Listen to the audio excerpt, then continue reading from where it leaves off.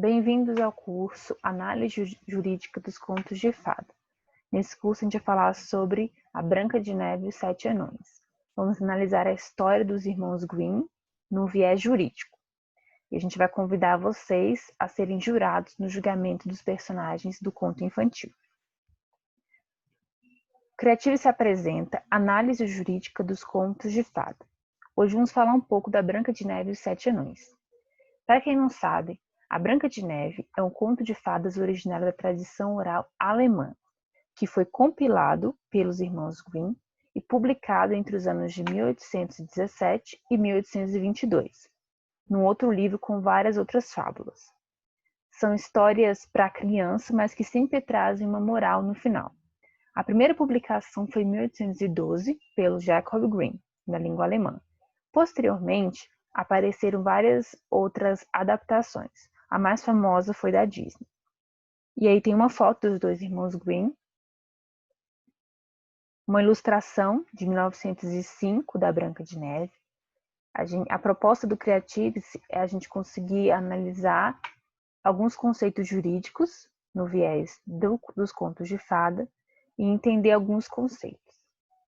Aí tem umas fotos da Branca de Neve na versão da Disney, que foi a mais popular. Atualmente foi remasterizado esse conto, e aí traz alguns personagens que a gente vai utilizar, como a Branca de Neve, a madrasta, o príncipe, os sete anões e a bruxa, que é a madrasta transformada. Bom, o conto Branca de Neve, na versão dos irmãos Grimm, ele é um pouco diferente das outras versões que se popularizaram, né? Eles fizeram a compilação das histórias e posteriormente vieram outras adaptações. Vou contar aqui da história dos Grimms. No início da história, a rainha, a mãe da Branca de Neve, estava costurando no inverno, ao lado de uma janela negra como ébano. Ao lançar o olhar para a neve, ela picou o dedo com a agulha e 3 gotas de sangue pingaram sobre a neve. Ela ficou admirada e ela pensou que se ela tivesse uma filha, ela gostaria que fosse alva como a neve, rubra como o sangue e com os cabelos negros como o ébano da janela. Não tardou e a rainha teve uma filha com essas descrições. Branca como a neve, com os cabelos negros como ébano e os lábios vermelhos como sangue, que é a Branca de Neve. Mas desde que a filha nasceu, bem brevemente a rainha morreu. O pai deu à filha o nome de Branca de Neve, e ele casou com uma mulher arrogante, esnobe e vaidosa, que tinha um espelho mágico que só falava a verdade, que é a madrasta. A rainha sempre consultava o seu espelho, perguntando quem era a mais bela do mundo, quem era a mais bela do reino. E ele sempre respondia: Senhora Rainha, vós sois a mais bela.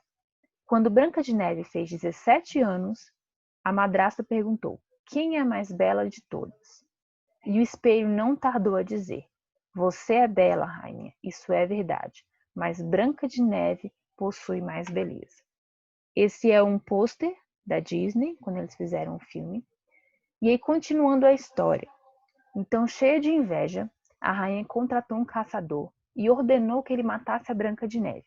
E como prova que ele teria realizado esse crime, ela queria o coração dela.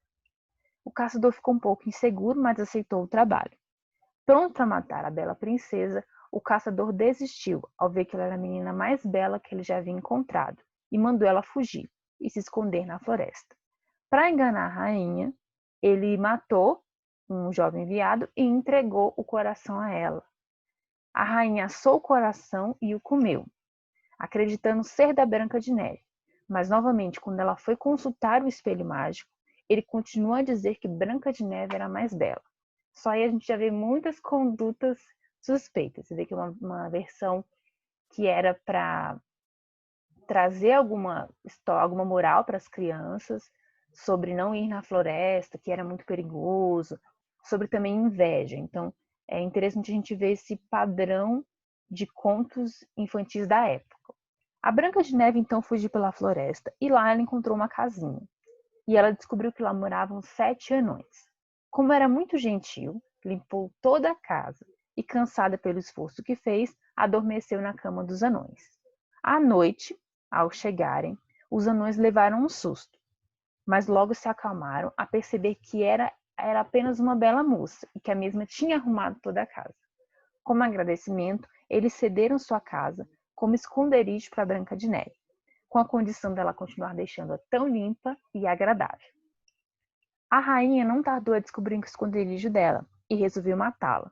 Então ela, como uma artimanha, ela se disfarçou em mascate, foi até a casa dos anõezinhos. Chegando lá, ofereceu um laço de fita à Branca de Neve. A Branca de Neve aceitou. A rainha ofereceu ajuda para amarrar o laço em volta da cintura, e ao fazê-lo apertou com tanta força que Branca de Neve desmaiou.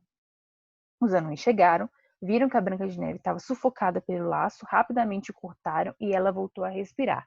Eis aí um ponto bem diferente da história da Disney, porque no conto dos irmãos Grimm, a rainha tenta múltiplas vezes matar a Branca de Neve, não só uma vez como é contado no filme. A rainha novamente descobriu que Branca de Neve não tinha morrido e voltou a se disfarçar, mas dessa vez com uma velha senhora que vendia escovas de cabelo que na verdade estavam envenenadas.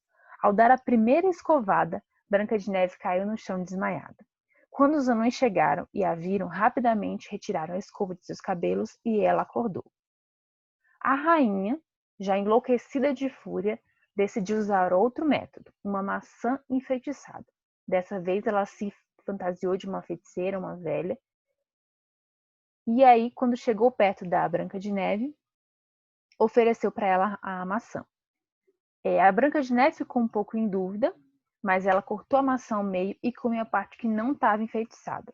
A Branca de Neve aceitou e comeu outro pedaço enfeitiçado. A maçã engasgou na garganta da Branca de Neve, ou seja, ela se engasgou com um pedaço da maçã e ela ficou sem ar. Quando os anões chegaram e viram Branca de Neve desacordada, tentaram ajudar, mas não sabiam o que tinham causado aquilo e pensavam que ela estava morta. Por achá-la tão linda, eles não tiveram coragem de enterrá-la e puseram ela numa esquife num caixão de vidro. Certo dia, um príncipe que andava pelas redondezas avistou o caixão de vidro e dentro a bela donzela. Ficou tão apaixonado que perguntou aos anões se podia levá-la para seu castelo.